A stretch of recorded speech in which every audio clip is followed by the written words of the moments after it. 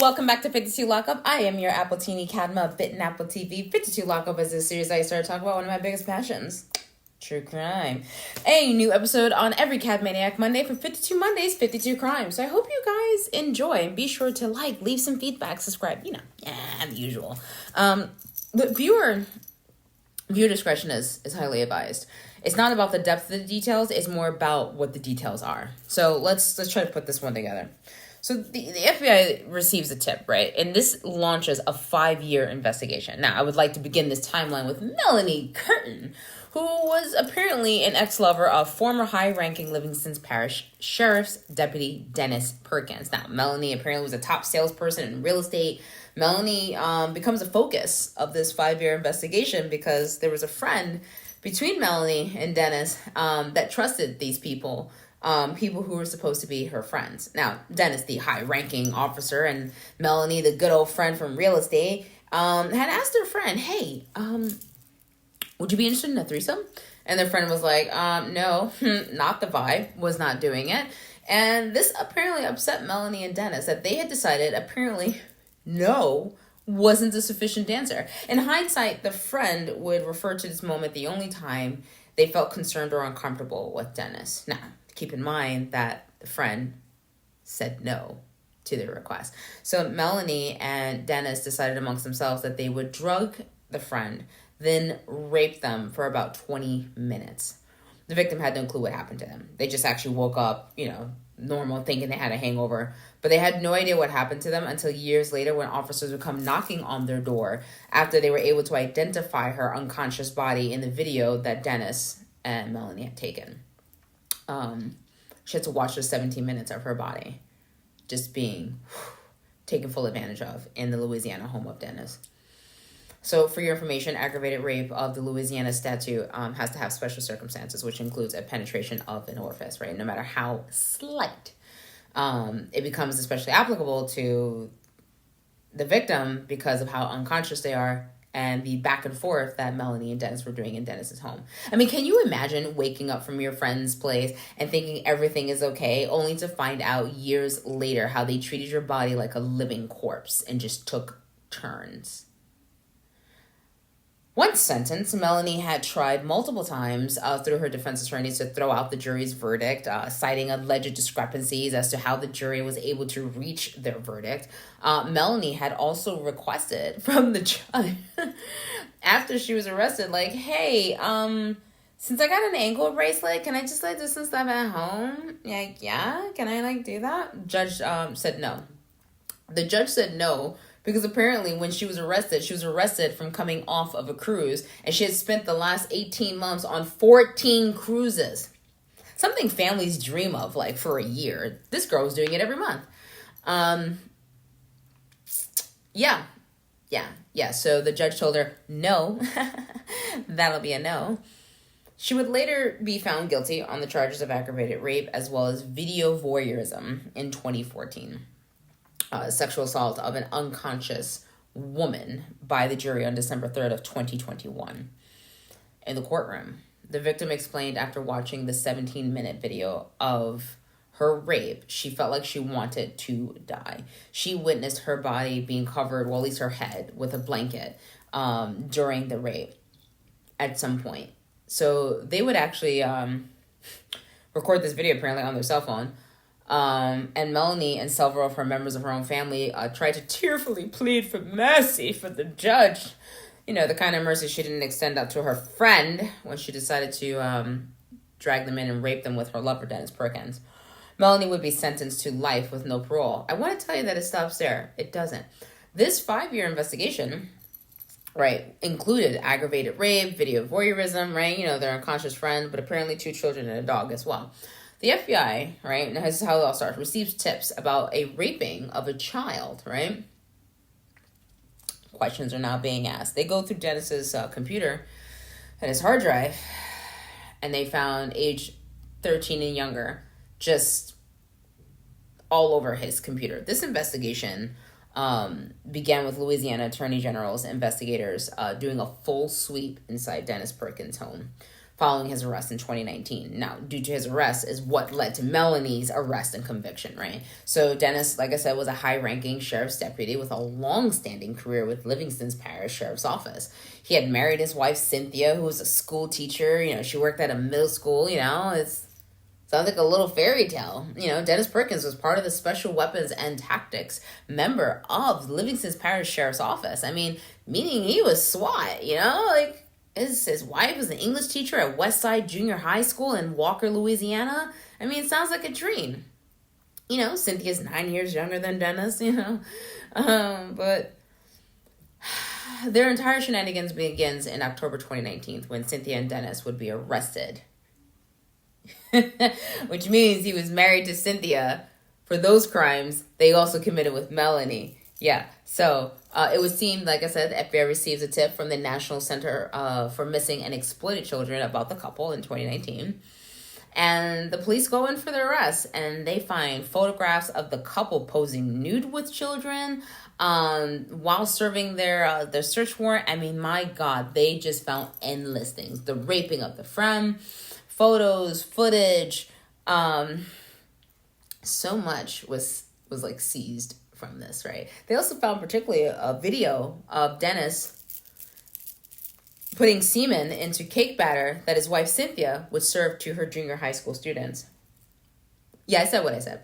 So the couple had video footage of filming the minors, apparently while they were bathing. I'm going to repeat that because the wife was the teacher and she, you know, would scout for her husband. They have video footage of the students that they served the cupcakes to, eating the cupcakes laced in her husband's semen. June 8th, 2021, Judge Erica Sledge deemed that Cynthia and Dennis should stand trial together, but the ruling would actually end up being reversed in December 21st of 2021. By February 14th, 2022, Cynthia would plead guilty to second-degree rape, production of child pornography, and mingling of harmful substances, you know, like semen, with her lawyers. Now, James Spoke and Paul Woody Scott, it seems Cynthia agrees on the same deeds to, like, I'm going to testify against my husband. And she, you know, she would be sentenced to be behind bars for the first 40 years with no possibility of parole. Now, Cynthia was actually facing 72 charges of various sex crimes, which is part of the reason why I think she took the plea. And she had agreed to testify against her husband. She filed for divorce in 2019. And to me, it just seems like it's a great way to avoid as harsh of a punishment as possible. I mean, when it comes to Dennis, there was quite a few crimes there. I mean, Dennis is accused of many, right? So lacing his wife's cupcakes with his semen to be later served to students, raping a child between the ages of 9 and 10, hitting cameras in the attic and bathroom to watch children as they changed or bathed. They also found out that the semen would also be placed into energy drinks before it was served to people. Cynthia resigned from the Westside Junior High School the day after she was arrested, while Dennis was actually fired from his deputy role at the Livingston Parish Sheriff's Office. So one of the things that I took notice of was the fact that Paul Scott, who was representing Cynthia, was like stating that like Cynthia looks forward to testifying against her husband because she was taking accountability for her actions, but also wants to take down the real monster. And I'm like, okay. I don't know. It just seems like she wants to make clear, like, okay, he says she wants to make clear it's not about shifting blame. She took responsibility today. I mean, that's what she did. But she looks forward going after the real monster. This is what Scott says, right? I found it kind of interesting, right? That the media outlet, like Cynthia would be given some kind of accountability credit of not wanting to put her victims through the court trial case and, you know, and pled guilty and all that other good stuff. I just feel like once they got caught, she knew that there was no going back. You know what I mean? And I don't think she had the cojones to like face her students in that courtroom, knowing what she did and fed it to them. It just seems like it's about softening the blow for herself as much as possible, opposed to like, they did this to, you know, take accountability. I'm not convinced, right? It just seems like She not only waived any right to appeal and attempt and avoid conviction, but she spared the victims from reliving their horrific crimes, during this particular trial. I don't think it's about the victims. I'm not convinced. I'm not convinced it's about the victims. So Dennis would plead guilty on Tuesday to rape, 2 counts of sexual battery of a child under 13, video voyeurism, and 2 counts of child pornography. He was also charged with 1 count of mingling harmful substances like his semen to put inside cakes and drinks to hand out to children and at the school. So, Dennis Perkins actually faced 78 charges. His case took so long to finish because they found 800,000 digital files of all the rapes, child pornography, and video voyeurism that needed to be reviewed by lawyers. 800,000. Dennis would state, "I would like to say I'm sorry. I spent more than 3 years living in a box. It's not about me. I just want to make the statement. Jesus Christ has forgiven me. I'm grateful for that. I hope and pray that anybody that has been affected would also find forgiveness and healing through Jesus Christ." I'm not so confident. Again, I don't feel like there's any remorse. There's a bit of a supercilious tone in it when you're like, Jesus Christ has forgiven me for my sins. As if he's trying to validate his behavior, right? Because at the end of the day, as long as Jesus will forgive them, it's okay what I did. It's fine. Jesus forgives me. It's anyways, one of the students ended up saying, "You are a selfish and horrible person. I hope you rot in prison." That was read by the child's father for the lovely teacher. I wrote this to let you know that you didn't break me down, Cynthia. So Cynthia, Mom of the Year, would say, "I would like to apologize to my 3 children. I haven't spoken to them in 3 years, but I love them and I miss them and I'm sorry." Well, gee, Cynthia, after everything that you've done, I'm starting to get the feeling why they hadn't been talking to you. Just saying. The couple wanted to act out, their role-playing fantasies of having sex with children. Cynthia's cell phone would actually be a detail to the sex act for the things that they were doing. Cynthia would start to fill in the details about a child even being pulled by their hair into a bathroom and having their head slammed against the wall and thrown to the ground, and then being repeatedly hit and slapped. When investigators checked Dennis Perkins' search engines on Google, they found searches that included sexual acts involving children. Apparently, the couple also did Photoshop. So Cynthia would take photos of children just doing everyday things, just normal things. And then she would send these photos to her husband, who would Photoshop the children with his private parts to superimpose them into various positions.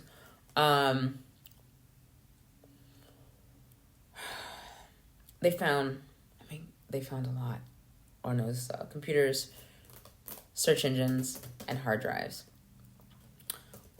There was even apparently 3 videos with Dennis Perkins masturbating, and a child was either forced to sleep or forced to take commands from him. Dennis, while on duty, makes a traffic stop and takes a camera and shoots it down on the person's shirt as well as their shorts while he's on duty. There was footage of 6 videos from the late year of 2018 titled the Mile High Club, something couples like to do. Videotaping all of his sexual activities. Thinking he's a Ron Jeremy, you know what I mean? Cynthia's performing oral sex on him and they're in the public airplane. They're like, "We're part of the Mile High Club. Oh my God." Which almost seems like a passing thing. You guys are crazy. Versus to when you look at everything else that they've done, you're like, there were text messages between the couple discussing what kind of drugs to use, what their side effects were, drowsiness, muscle relaxation, pain relief, because they were going to be placed into an adult female.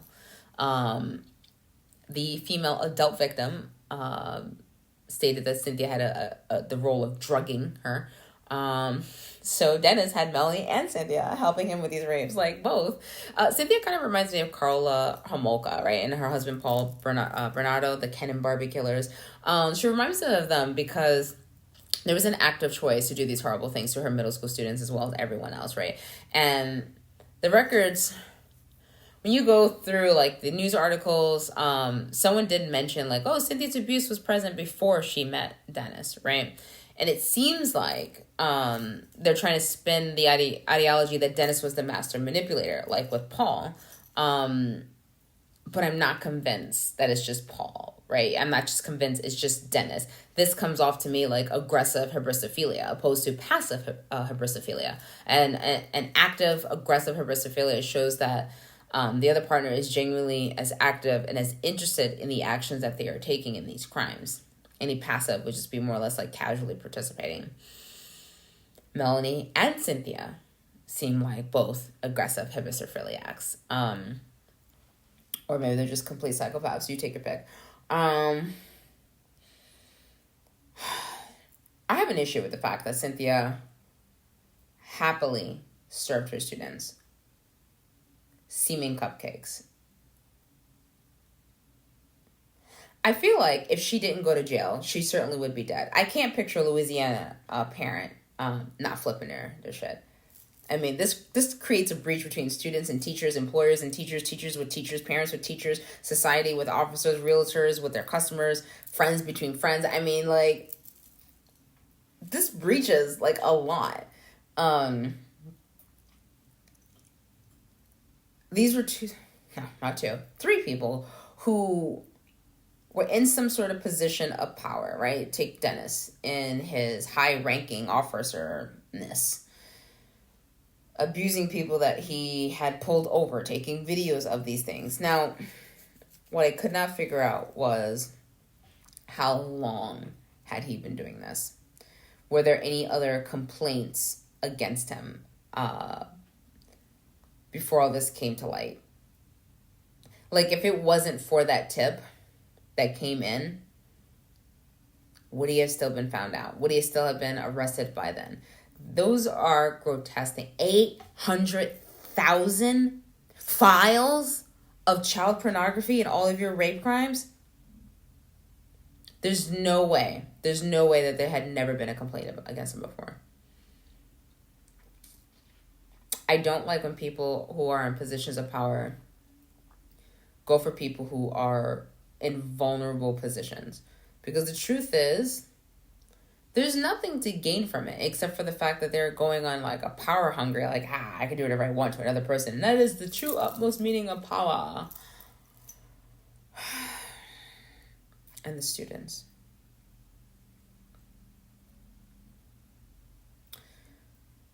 I can't imagine being in school. Your teacher brings something in, and you're like excited. Maybe it's your favorite teacher. As a middle schooler, you're like, oh my God, so-and-so, Miss Perkins is going to bring us cupcakes. I'm so excited. She's baking them for us. And she's putting her husband's semen in the fucking cakes.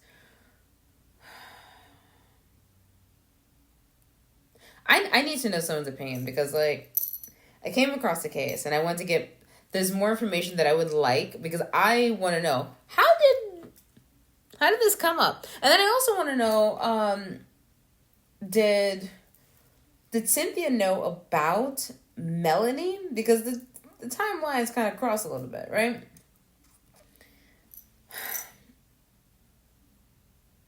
I mean, that's a whole other level of disgust. It's a special level of disgust. Prison's going to have a field day with Dennis.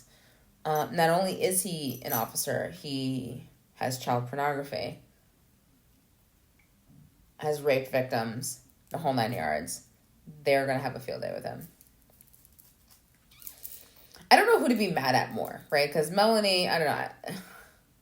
Yes, I'm pissed at what Melanie did. Horrible thing to do to your friend. Absolutely fucking horrible. And I can only imagine the other screwy things that this person has done. Dennis, yes, we're pissed off at him. Cynthia. I feel like Cynthia is the most disappointing factor because her job as a teacher is to influence, is to provide that positive,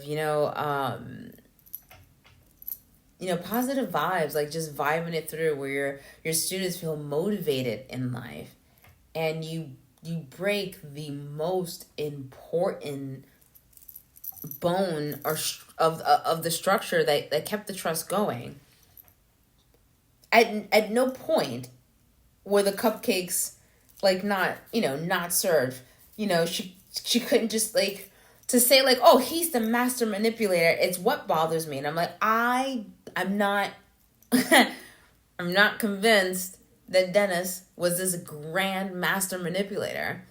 I feel like, or rather, it seems like that Melanie, Dennis, and Cynthia were literally like birds of a feather flock together kind of thing. And they found each other. Like the most worst concoction on this planet occurred and they found each other. That's what it seems like to me. And it's frustrating. It is so, so, so frustrating. I would be in jail if I was one of those parents. Has she gotten off scot-free? Because she had to go to jail. They all had to go to jail because had they not, I feel like I'd be doing a different kind of news article. Did you guys know that a whole town, that's so disgusting. And I'm so particular about food. And I watch my food for those, for these things because people do disgusting, trifling shit. And I'm so angry that there were children. I'm mad that this stuff happened to the adults as well. I'm mad about that. But unsuspecting children literally just minding their goddamn business. Doing things that kids do, get excited about cupcakes. Those kids are they're never going to eat another cupcake again for the rest of their life because they're never going to trust it. You took an aspect of their childhood completely away from them. And don't tell me, and I think I'm also extra mad at Cynthia because I just feel like she was given this but she's taking accountability. She's the real monster. And I'm like, no. I feel like she's doing what everyone else does. Commit horrible, horrendous crimes. And then as soon as the cops show up ready to just, lock them up and throw away the key, they're like, I didn't want to do it. And they all do it the same. They all turn on each other. Every fucking time. They turn on each other all the time. You know why? Because no one wants to spend the rest of their life in prison. As much as you may hate life, obviously, they love life enough. You know what I mean? They're like, oh, I don't want to be in there for the rest of my days. Well, gee, Cynthia, too late. I'm just, I'm not convinced that he's the sole monster. I honestly God think it's every single one of them, especially Cynthia and Dennis. I don't know too much about what else Melanie has done, because they're a little hush-hush about the case. But I also feel like the case has been a little quiet because he was also a high-ranking officer. Were there calls made? Were there complaints made? And no one addressed this? No one did an investigation? No one looked into it?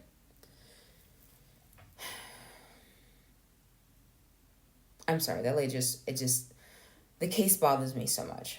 It bothers me so fucking much. But I really would love to hear your opinion. Not about my humidity thing that's supposed to be hair. But yeah, I want to hear your opinion because I seriously want to fight them. I'm I'm so mad. I'm so mad. Melanie for taking turns with Dennis while their friend was unconscious and treating her like she was a dead corpse after she said no. Which only highlights the things that, women talk about when you say no and then a man decides no is not the answer. Melanie decided no is not the answer. Like, I try hard to like people. It's hard to do true crime and then still like people. But yes, I digress with this trifling case, and I really want to hear your opinion. Please give me your opinion on what you think. What did you know about the case? Are you from Louisiana? Did you go to the court case? Just comment. That's all I can say. Cause this and the food. I'm sorry. Okay.